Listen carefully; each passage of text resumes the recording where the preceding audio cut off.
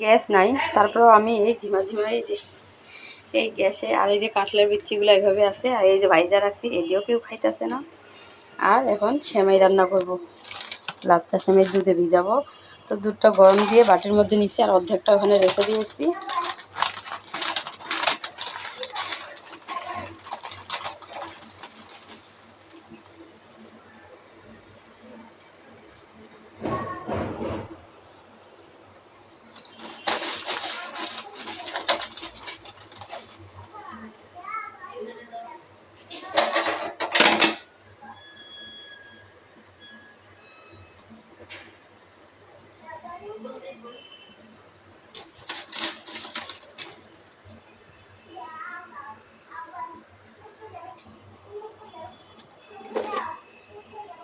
লাচ্চা সেমাই।